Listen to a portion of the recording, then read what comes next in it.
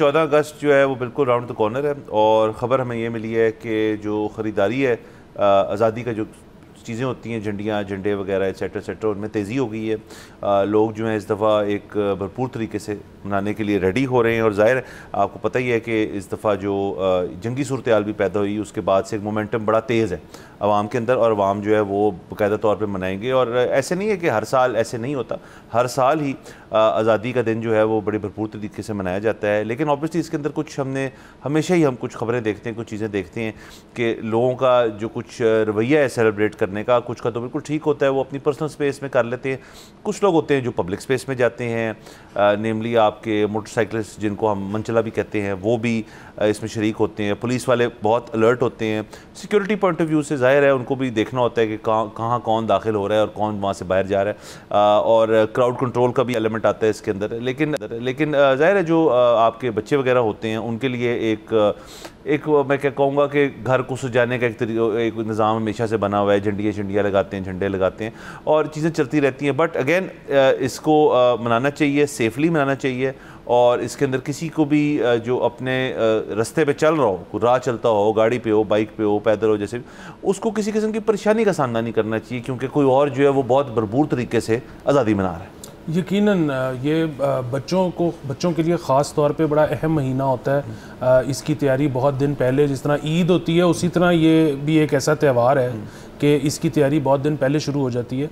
और हम देखते हैं तमाम मुल्कों में ऐसे ही होता है, जिनके जो भी इंडिपेंडेंस डेज़ होते हैं वो बड़े जो है जोशो खरोश से मनाते हैं। पाकिस्तान बिल्कुल पीछे नहीं रहता और जाहिर है इस साल जंग हुई और जंग हम जीते बिल्कुल, तो वो तो इस दफ़ा जोशो खरोश देखने वाला होगा। लेकिन जैसे आपने बताया कि बहुत सारी चीज़ें ऐसी हैं, नेमली पिछले कुछ सालों से मर्चेंडाइज़ में इजाफा हो रहा है। झंडे तो हमेशा से होते थे, फिर कपड़े आने शुरू हो गए और कैप्स आनी शुरू हो गई, बैचेस आने शुरू हो गई और फिर इवेंचुअली बाजे आए। और वो बाजे जो हैं वो पाँ एक बड़ा मशहूर हो गया, जिससे जो बुज़ुर्ग हैं वो काफ़ी तंग होते हैं। अब उसमें बड़ी डिबेट है एक, और वो डिबेट ये है कि कुछ लोग कहते हैं कि जी बाजे से सस्ता पौधा आता है, आप पौधा ख़रीद के लगा लें। अच्छा, ये बात देखने सुनने में बड़ी अच्छी लगती है, लेकिन एक तो इसमें मसला ये है कि मैंने बहुत पौधे लगा के देखे, आपको पता है मेरी अक्सर ड्राइव चलती रहती है। बड़ा दुख होता है जब कोई उसको उखाड़ के फेंक देता है और यहाँ पर आपको पता है कोई पूछने वाला है नहीं, और अक्सर आप देखते हैं कि लोगों को बस एक लगा हुआ पौधा ठीक नहीं लगता, उसको वो उखाड़ देते हैं। दूसरी चीज़ ये है कि मतलब वो एक अंग्रेज़ी का मुहावरा है कि nobody can take away the dances you have had. So उसको अगर हम अपने कॉन्टेक्स्ट में लेके आएँ तो nobody can take away the पांस यू हैव बजाउड। तो ये बहरहाल एक कुछ लोगों का सेलिब्रेट करने का तरीका है। कुछ लोगों को लगता है कि वो अगर ऊंची आवाज़ में कोई चीज़ बजाएंगे तो उससे उनको लुत्फ़ आएगा। मेरा ये ख्याल है कि there should be spaces for everything, कि जो बाजा बजाना चाहता है उसके पास बाजा बजाने की एक स्पेस होनी चाहिए, और जो पौधा लगाना चाहता है उसके लिए पौधा लगाने की एक स्पेस होनी चाहिए।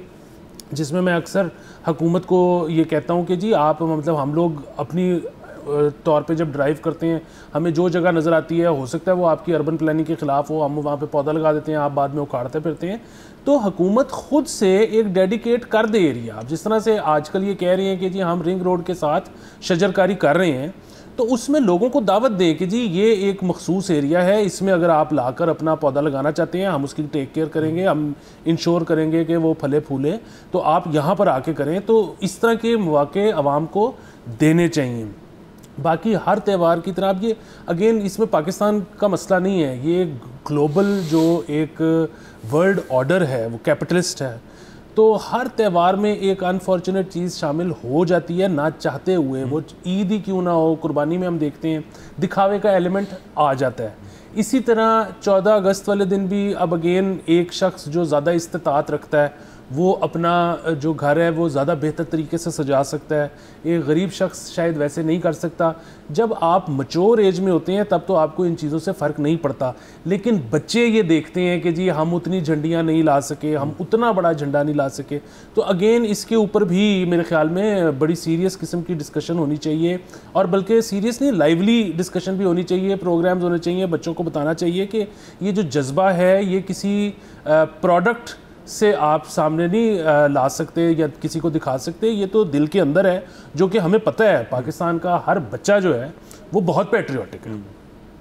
तो उसको कोई अपने झंडी या झंडे का साइज दिखाने की जरूरत नहीं। कोई ऐसी बात नहीं कि मेरा झंडा बड़ा है आपका झंडा छोटा है, ये चीज़ को मैटर नहीं करती है। रिप्रेजेंटेशन जो है वो आप कहीं से भी कर सकते हैं अपने घर बैठ के, बेशक आप घर को बाहर से ना सजाएं, अंदर ही अंदर आप विद फैमिली भी काफ़ी कुछ कर सकते हैं, बहुत चीज़ें हो सकती है। एक तो ये, दूसरा इसके अंदर जो एलिमेंट है कि जो मैं पहले बात कर रहा था कि जैसे आपने कहा कि लोगों को दावत दी जाए कि वो आके पौधे लगाएं, ये आप हर साल पूरे साल भी कर सकते हैं, लेकिन 14 अगस्त की अच्छी बात ये कि जब त्यौहार होता है तो वो एक अपॉर्चुनिटी क्रिएट करता है कि जी हमारे साथ मिलकर आप ये चीज़ करें। तो आप बजाय कि सब लोगों को आप कहें जी कि हम आपके ऊपर छोड़ते हैं, आप कैसे अपना इंडिपेंडेंस डे मनाना चाहते हैं, आप उसको चैनलाइज करें।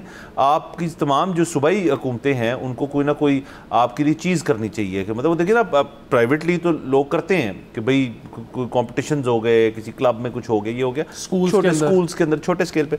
अलबत्ता जो आपका लेकिन सरकारी लोग हैं उनको फिर एक चीज़ करनी चाहिए कि जी एक पूरी एक प्लांटेशन ड्राइव कर लें, उससे शजरकारी कर लें, वो कुछ भी हो सकता है, कुछ कंपटीशन कर लें आपके जी। इसके अलावा सरकार अगर मुख्तलिफ जगहों पर, क्योंकि ज़ाहिर है अगर एक करवाएंगे तो ओवर क्राउडेड हो सकता है, उसके अपने मसाइल हैं, हर शहर में मुख्तलिफ जगहों पर पब्लिक कॉन्सर्ट्स होने चाहिए। सब्सक्राइब करें और बेल दबाएं ताकि कोई खबर रह न जाए।